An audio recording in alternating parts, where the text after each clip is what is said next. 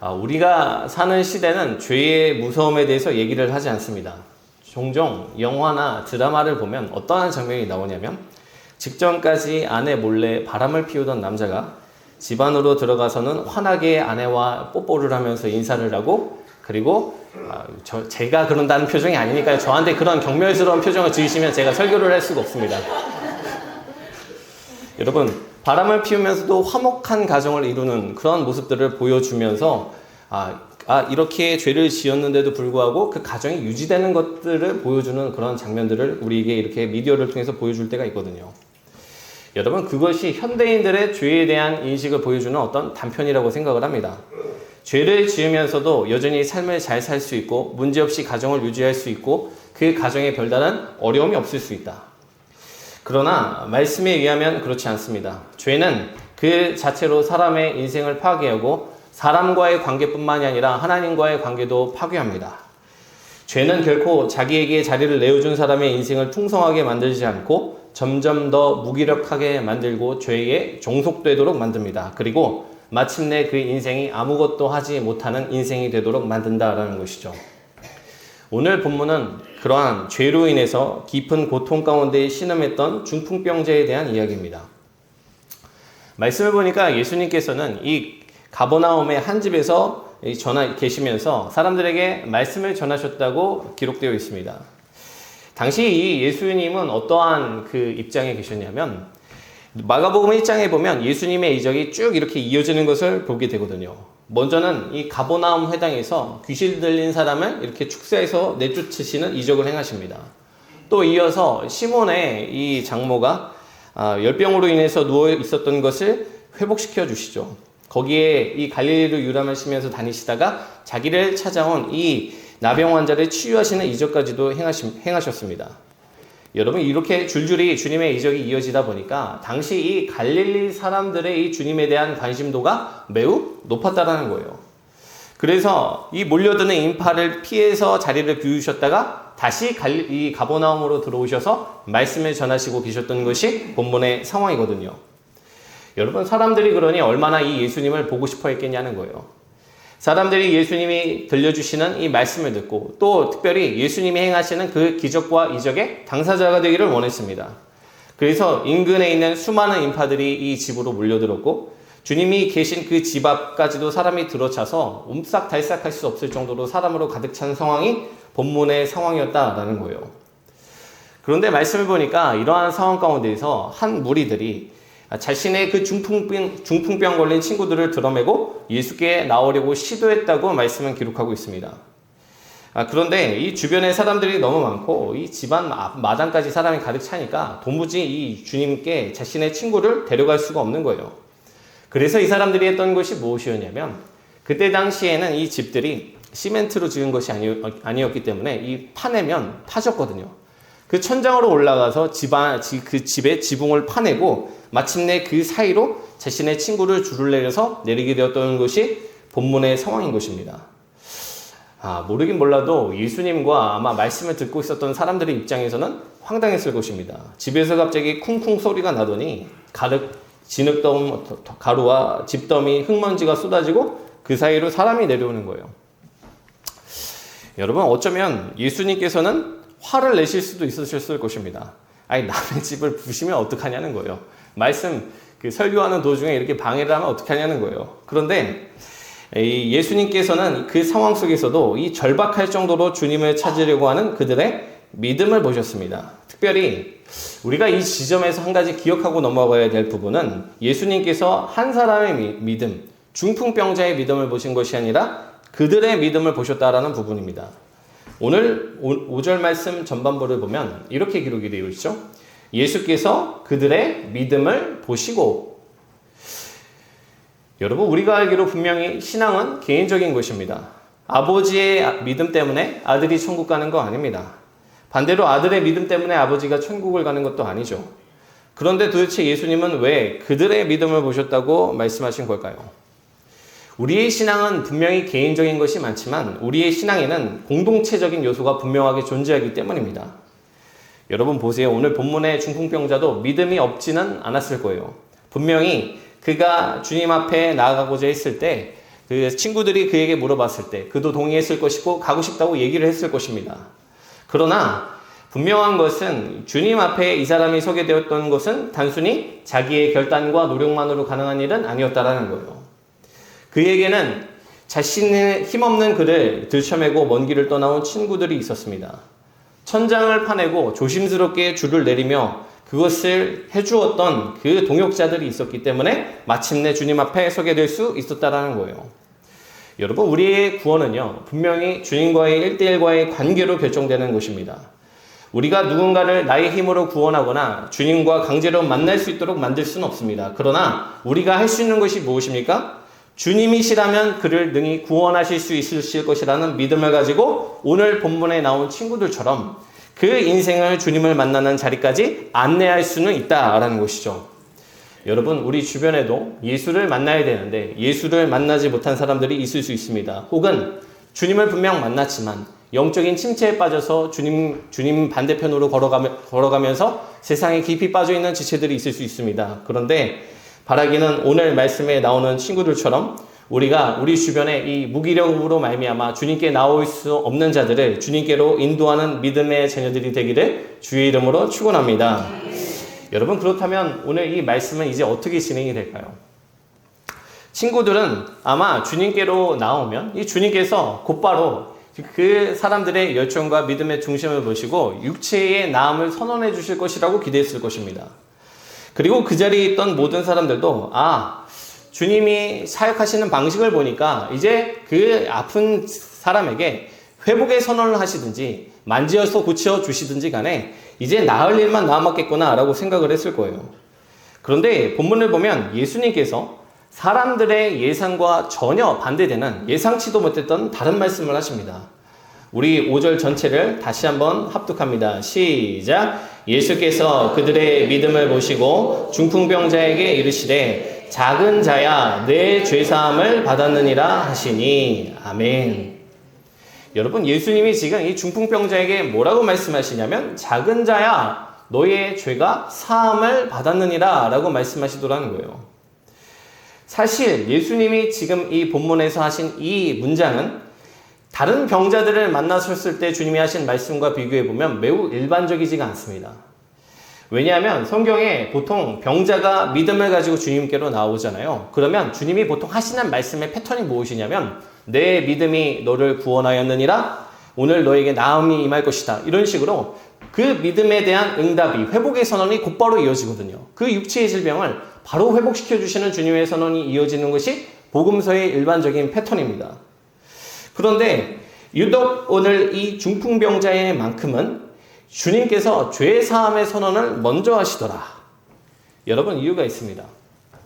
이 중풍병자에게는 육체의 질병보다도 그를 더 힘들게 만드는 죄와 죄책의 문제가 있었기 때문이라는 것이죠. 이 사람은 과거에 어떠한 죄를 지었습니다. 그것은 어쩌면 가족을 향한 죄였을 수도 있습니다. 그 죄는 어쩌면 부당하게 재물을 탈취한 죄였을지도 모릅니다. 어쩌면 성적으로 방탕한 삶을 살았던 순간이었을지도 모릅니다. 그런데 중요한 것은 지금 이렇게 마비되어서 무기력한 삶을 산 것이요, 그의 방탕했던 삶과 죄로 말미암은 그 결과였다라는 거예요. 성경은 우리의 육체의 질병이 모두 죄로 말미암은 것이라고 얘기하지는 않지만 적어도 오늘 중풍병자에게는 그 죄가 그의 그 질병을 불러오는 결정적인 계기가 되었다라는 것이죠. 여러분, 사람들은요, 그 사람을 보면서 그 사람이 진정으로 괴로워하는 것이 무엇인지를 몰랐습니다. 사람들은 이 사람의 육체를 회복시켜주면 이 사람이 좋아질 것이라고 생각을 했습니다. 그러나 예수님은 그 중풍병자를 보는 즉시 그의 가장 깊은 곳에 그를 서서히 죽여가고 있는 죄책감과 죄로 말미암은 깊은 억눌림을 보셨다라는 거예요. 그가 누구보다도 간절한 마음으로 용서를 바라는 것을 우리 주님은 아셨다라는 것입니다.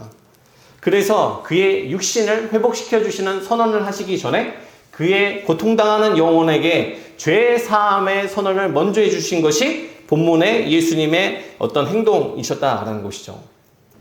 여러분, 우리가 믿는 예수님은 어떠한 분이신가?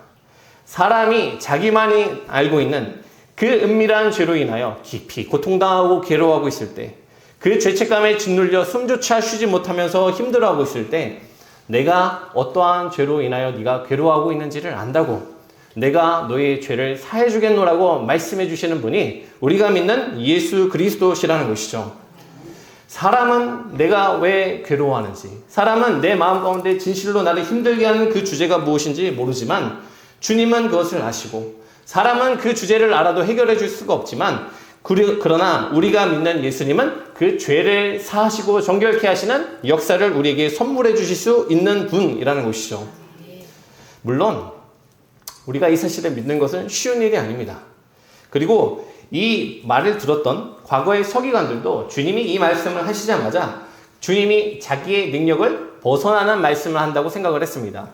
아니, 죄 사함의 권세는 분명히 하나님께 속한 것인데 이 예수는 어찌하여서 자기의 능력으로 할 수 없는 그 선언을 하는가?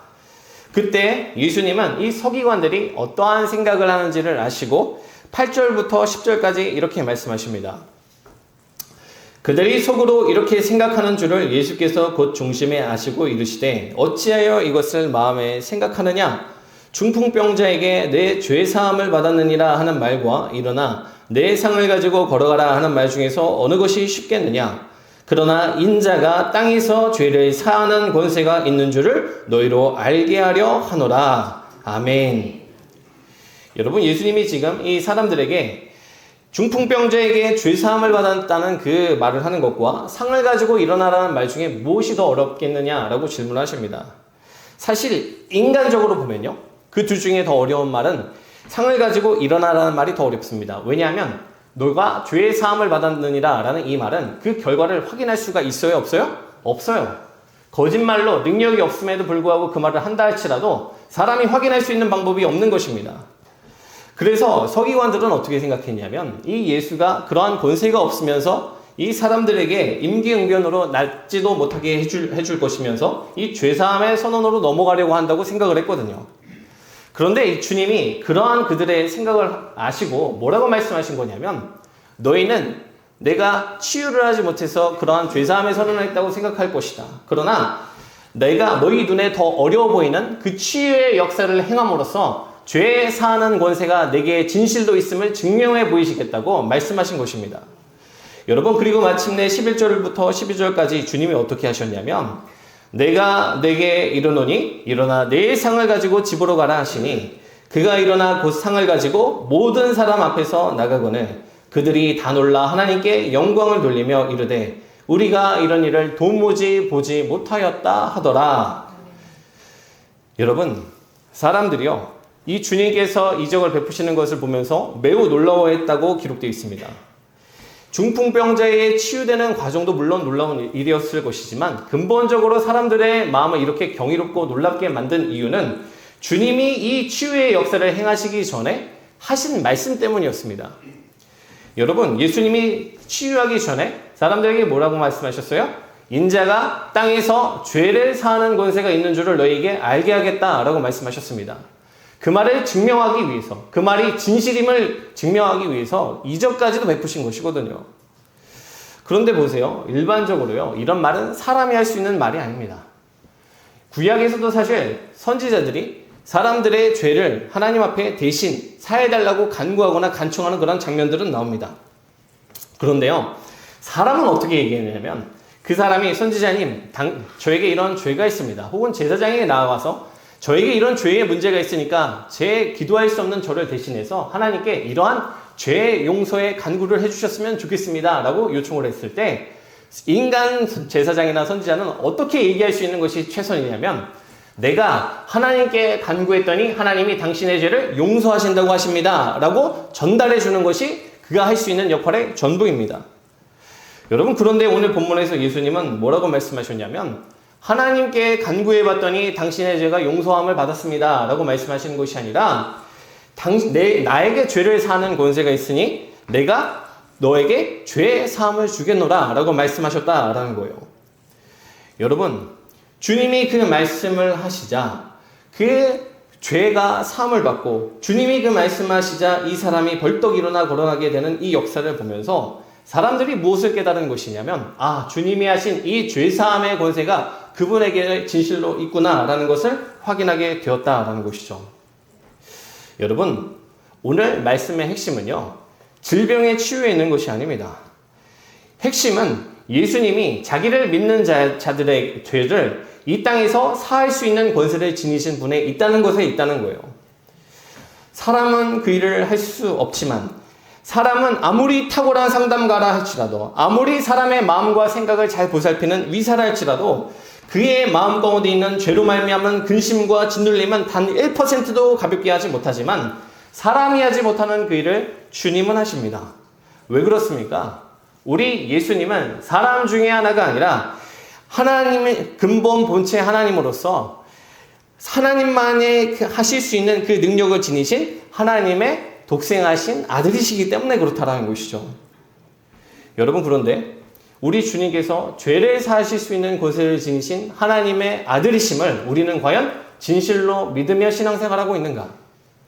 여러분, 그 진리가 여러분을 자유케 하고 있습니까? 예전에 어떤 교회의 권사님 얘기가 드러난 그 기억이 납니다. 이 권사님이 과거에 어떤 시점에 큰 잘못을 저지른 거예요. 그런데 그 죄에 대한 생각들이 자꾸만 떠오르니까 담임 목사님한테 가가지고 계속해서 물어보는 거예요. 목사님, 제 죄가 사함을 받았을까요? 죄가 용서함을 받았을까요? 목사님이 그 사람에게 계속 붙들어주고 주님의 보혈이 당신을 정결케 했습니다. 당신의 죄를 사해 주셨습니다. 라고 얘기를 해도 믿어지지가 않는 거예요. 그러니까 그분이 그 교회에 부흥 강사님이 오실 때마다, 외부에서 다른 목사님이 오실 때마다 목사님이 과연 제 죄가 사함을 받았을까요? 붙들고 계속해서 물어봤다라는 거예요. 여러분, 저와 여러분에게도 죄의 문제가 있습니다. 교회를 다닌다고 해서 죄의 문제에서 자유로운 것이 아닙니다. 도리어 어떤 이들은 죄를 사하는 얘기를 들려주는 이 복음의 능력이 충만한 교회를 다니면서도 끊임없이 과거에 지었던 죄와 죄책으로 말미암아 신음하며 괴로워하면서 살아가고 있습니다. 내가 영적으로 건강할 때는 문제가 안 돼요. 내가 신앙생활을 좀 잘하는 것 같고 내가 영적으로 하나님과 좀 소통하는 것 같을 때에는 문제가 없죠. 그러나 상황이 안 좋아지고 내가 죄로 말미암아 다시금 흔들리는 시점이 될 때마다 과거의 죄들이 나에게 말을 걸기 시작한다는 거예요. 너가 이렇게 된 것은 과거의 죄 때문이고 너는 이러한 사람이고 너는 이러한 무너짐이 있기 때문에 너는 하나님의 자녀에 어울리는 사람이 아니다. 여러분, 나의 마음 가운데서 끊임없이 울려 퍼지는 정죄와 그 죄의 목소리들 때문에 교회를 다니지만 여전히 가슴 아파하면서 메말라가는 사람들이 있더라는 거예요. 그래서 이 땅 가운데서 내가 평안을 누리는 것은 불가능하구나. 나는 죄의 문제에 있어서만큼은 구제불능이구나. 마지막 날 주님을 뵈는 그날에 나의 이 고통스러운 과정도 마침내 끝나게 되겠지. 여러분, 그러한 생각을 하면서 신앙생활하는 사람들이 우리 가운데에도 적지 않다는 거예요. 그런데 우리가 기억해야 될 사실이 있습니다. 사랑하는 여러분, 예수 믿는 자는 죽어서 죄사함을 받는 것이 아닙니다. 저 천국에 가서 완전하게 정결해지고 죄 씻음을 받는 것이 아닙니다. 우리는 이 땅에서 주님께 나아가는 즉시 죄사함을 받고 정결함을 입게 된다는 사실을 믿으시길 주의 이름으로 축원합니다. 여러분, 예수님께서 나에게는 이 땅에서 죄를 사하는 권세가 있다고 분명하게 말씀하셨어요. 다시 말해서 우리가 이 땅 가운데서 지은 죄가 진홍 같고 주홍같이 붉을지라도 양털같이 흰눈같이 바꾸어 주시는 권세가 그분에게 있다라는 거예요. 여러분, 우리가 살다 보면 이렇게 우리의 마음을 무너뜨리는 죄의 순간들이 우리에게 말을 걸 때가 있습니다. 또는 현재의 순간에 내가 경험하는 죄들이 나의 마음을 심각하게 무너뜨리고 나를 신음하게 만드는 그런 순간들이 있습니다. 어찌 보면 오늘 본문에서 자신이 지은 죄로 말미암아 무기력증에 빠져서 어찌할 줄을 모른 채 그 시간을 무기력하게 보내야만 했던 그의 중풍병자의 모습은 오늘 신앙생활을 하는 저와 여러분의 모습이라는 것이죠. 교회를 나오면 영이 기뻐해야 되는데, 영이 살아야 되는데 그 기쁨이 전혀 없습니다. 교회를 나오면서부터 내가 믿는 구주 예수 그리스도의 그 죄사함의 능력을 신뢰하지 못해서 여전히 그 어둠 가운데서 거하는 사람들이 우리 가운데도 적지 않다라는 거예요. 그러나 기억해야 될 것은 우리 예수님이 해결하지 못하는 죄의 문제는 없다라는 것입니다. 그분이 씻기지 못할 죄의 문제도 없습니다. 우리가 지은 죄보다 죄를 사하시는 그리스도의 권세가 더 강하기 때문에 우리는 어떠한 죄를 지었다 할지라도 그분이 능히 우리의 죄를 씻겨주실 것이라는 믿음을 가지고 담대하게 은혜의 보좌 앞으로 나아가 그분의 도우심을 구해야 되는 성도들이라는 것이죠. 여러분, 심지어 우리 예수님은요, 우리를 죄에서만 구원해 주시는 분이 아니라 우리가 죄로 인해서 파괴되었던 삶의 현장까지도 회복시켜 주시는 은혜의 주님이십니다. 오늘 말씀 본문 11절 말씀을 보면 예수님이 뭐라고 말씀하시냐면 이렇게 말씀을 하세요. 내가 내게 이르노니 일어나 내 상을 가지고 집으로 가라. 여러분, 예수님은요, 중풍병자에게 내가 너에게 죄 사함의 문제를 해결해 주었으니까 앞으로 죄로 인해서 망가진 너의 인생은 네가 잘 살아봐라, 이렇게 말씀하시지 않으셨습니다. 주님은 이 중풍병자에게 죄로 인해서 얻게 되었던 질병은 너가 감당하라고 말씀하시지 않으셨어요. 그에게 일어나서 내 상을 가지고 너의 집으로 가서 너의 삶을 회복하라고 말씀해 주셨습니다. 그리하여서 이 사람은 주님을 만나고 죄 사함의 은혜를 얻었을 뿐만이 아니라 마침내 그가 잃어버렸던 일상으로 돌아가 은혜와 복을 다시금 누리게 되는 회복의 역사까지도 경험하게 되었다라는 것이죠. 여러분, 이것을 우리의 삶에 적용해 볼까요? 예수님은 저와 여러분의 죄를 사해 주시는 분뿐만이 아니라 죄로 인해서 망가진 우리의 삶의 현실이 있잖아요. 죄로 인해서 깨어진 우리의 가정과 나 자신의 심령의 현실이 있잖아요. 그 현실까지도 다시 한번 당신의 손으로 붙드시고 회복시켜 주시는 은혜를 베푸시는 주님이시라는 것이죠. 여러분, 우리가요, 오늘 제 설교를 오해하시진 않으셨으면 좋겠어요. 우리가 죄를 필사적으로 대적해야 됩니다. 너희가 피 흘리기까지 대적하지 아니한다고 히브리서 말씀에도 기록하고 있잖아요. 죄는요, 사람의 삶을 파괴합니다. 죄의 삭은 사망입니다. 그래서 성도는 반드시 이 죄에 대한 경각심을 가지고 살아야 합니다. 그러나 동시에 성도가 잊지 말아야 될 것은 무엇인가? 예수님이 지니신 죄 사함의 권세가 우리의 죄의 능력보다 더 강하다는 사실을 결코 잊어서는 안 된다라는 거예요. 가끔 가다가 그런 분들이 계십니다. 목사님, 정말 제 죄가 사함을 받았습니까? 제 마음이 편하지 않습니다. 제 마음 가운데 여전히 아픔이 있습니다. 여러분, 그런데 우리가 죄 사함에 대해서 오해하는 대표적인 것이 무엇이냐면 우리는 내 마음이 가벼워져야, 내 마음에 특별한 불같은 어떤 역사가 일어나야 주님이 내 죄를 사해 주셨구나, 내가 진실로 용서함을 받았구나 라고 생각을 합니다. 우리는 내 감정, 내 느낌, 내 생각과 내 판단에 의지해서 내가 용서함을 받았고 용서함을 받지 못했다고 생각을 합니다. 그러니까 하루에도 수도 없이 아침에는 용서받은 것 같은데 저녁에는 용서받지 못한 것 같은 거예요. 그런데 오늘 본문의 말씀을 보세요. 오늘 본문의 중풍병자는 죄가 사하여졌다는 특별한 감정을 느꼈기 때문에 죄사함을 받은 것이 아닙니다. 예수님이 죄를 사하시는 권세가 있으신 주님이 그에게 너의 죄가 사하여졌느니라 라는 음성을 들려주셨기 때문에 그의 죄가 사함을 받았다라는 것이죠. 여러분, 우리가 이 죄사함의 복음과 진리를 붙들고 나아갈 때 마귀는 우리를 항상 공격합니다. 그러나 우리가 그때 기억해야 될 것은 우리의 죄사함과 구원은 나의 마음의 어떠한 감정이나 생각과 판단에 달린 것이 아니라 너희의 죄가 사하여졌느니라 라고 말씀해 주시는 주님과 그 주님이 지니신 권세에 달려있다는 것을 믿으시길 주의 이름으로 축원합니다. 만일 오늘 여러분의 마음 가운데에 여전히 그 마음 가운데에 내 마음을 짓누르는 죄와 죄책이 있다면 떠올릴 때마다 너무나도 부끄럽고 나를 숨게 만들고 싶은 그 어두운 순간들이 있다면 오늘 주님이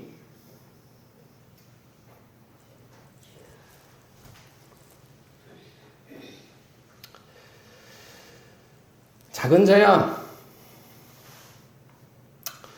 너의 죄가 사함을 받았느니라 라고 하신 말씀이 여러분에게 주시는 말씀임을 믿으시길 주의 이름으로 축원합니다. 우리가 참 연약해요. 우리가 연약하고 우리의 생각과 마음은 시도 때도 없이 변합니다.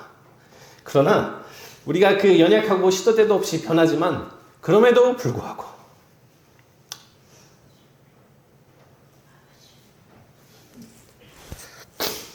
우리가 죄사함을 받고 용서함을 받아서 하나님의 자녀로 살아갈 수 있다는 것은 우리의 감정과 생각과 판단이 옳아서가 아니라 우리의 위지가 죄를 이길 만큼 강해서가 아니라 여러분 그 부족한 우리를 붙드시고 내가 너에게 말한다. 하늘과 땅의 권세를 지니고 하나님의 아들로서 죄를 사는 권세가 있는 내가 너에게 말한다. 너의 죄가 사함을 받았느니라 라고 말씀해 주시는 주님으로 인하여 우리의 죄가 씻김을 받고 하나님의 자녀가 된다는 사실을 다시 한번 붙드시면서 간절히 바라기는 우리 사랑하는 가산감리교회 성도님들이 죄와 죄책으로 인하여 괴로워하는 가운데 신앙생활을 하는 것이 아니라 죄에서 우리를 자유케 하시는 주님의 진리 안에서 행복하고 자유함을 누리며 신앙생활을 하는 복된 주님의 자녀들 되시는 은혜가 있으시기를 주의 이름으로 간절히 축원합니다.